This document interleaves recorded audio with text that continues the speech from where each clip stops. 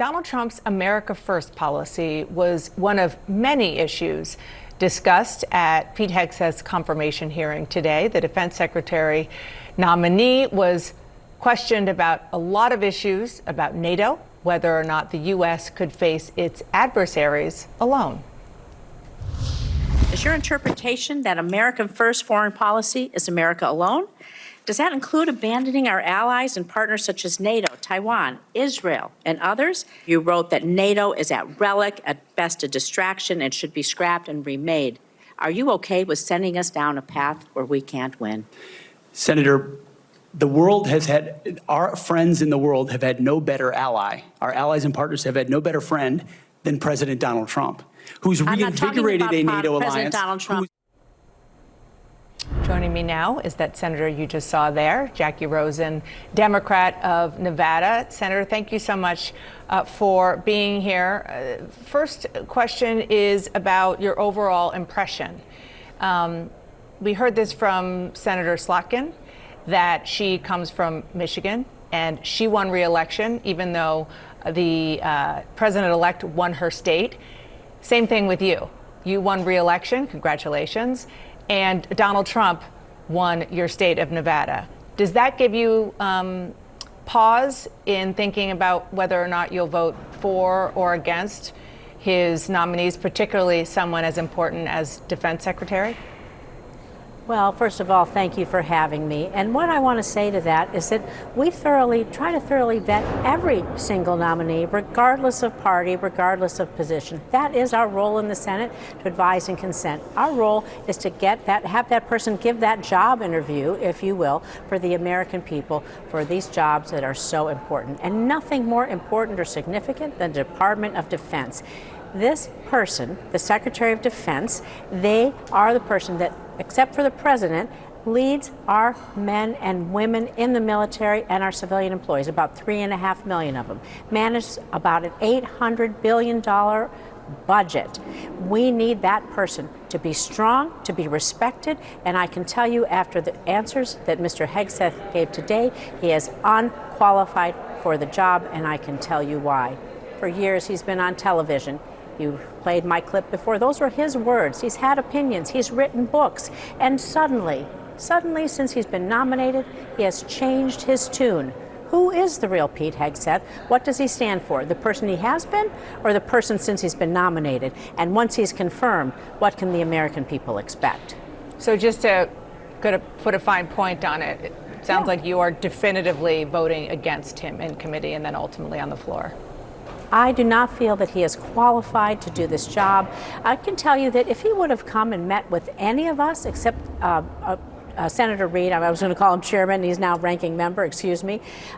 It's a precedent of our committees to meet with nominees. I've been meeting with other nominees that are going to come before the Commerce Committee, Foreign Affairs Committee. It's important that they come and we have this hour to chat with them about some of these things so we don't have to do it in the public eye and we can get those questions resolved. He hasn't come forward with some of the reports. The FBI vetting seems to lack information, and he has not been clear or transparent, and you can see through the hearing he refused to clearly answer many questions, particularly as you mentioned from Senator Slotkin.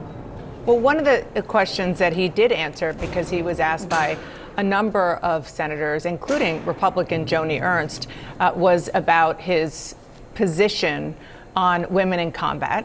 And he, before the election in November, had given an interview that suggested that he was very much against women in combat.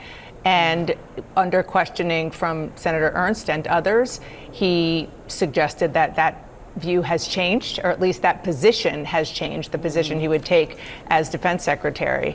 What do you make of that? Well, again, he's held this position. He's written about it in books. He's written about it or spoken about it on podcasts, on his television show, on many other shows.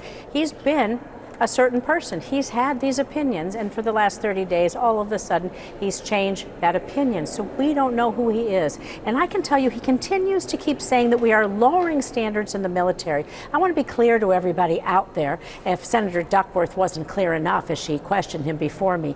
We do not lower standards in the military. We have not done that. Our men and women in the military deserve to be respected, and they are a strong and lethal fighting force. And because of women in the military, we have strengthened our military in every single area that we've gone into. And I'm not sure which Pete Hegseth we're going to get, the one that wants women in the military or the one that doesn't think we can do the job. Maybe, especially after you have a baby, suddenly you can't be in combat either. He has a lot of views that we don't agree with, and we just don't know who he really is. Senator, your line of questioning mostly about his position on America's role in the world. You also asked about veterans, the women in combat issue we were just talking about. Those are really important, meaty policy questions. Because of the allegations against Pete Hegseth, there was a lot of questioning on those issues as well, including from your colleague from Virginia, Senator Tim Kaine, who really went there on a lot of very specific, very personal questions about the marriages and divorces and children that Pete Hegseth has had, and his alleged drinking issues. Did you feel like that line of questioning landed? Well, I can tell you this. This job, a lot of it's about character. You are leading the men and women in the military. They are looking up to you. I talked about veterans. One of the reasons I talked about veterans, and one of the other reasons that Tim Kaine and others are talking about character, is that you think about recruiting. If someone wants to join the military, they want to know that the people that are leading them, that they can respect them. They want to know that they're going to be taken care of when they finally become a veteran. When you're active duty military, you want the same thing. And when you're a veteran, you want to be able to access those benefits, to buy a home, to go to school, whatever they are, open a small business. We have so many small business veteran-owned small businesses, in Nevada. It's important. When men and women and their families sign on that line to keep us safe and protect us, we have to take care of them too. So all of this is the arc of character. All of this is the arc of recruiting and how we stand up and how we treat ourselves and others with respect. And I think that was really why we went to the issue of character in all of these areas. Senator Jackie Rosen from Nevada, appreciate you being here. Thank you.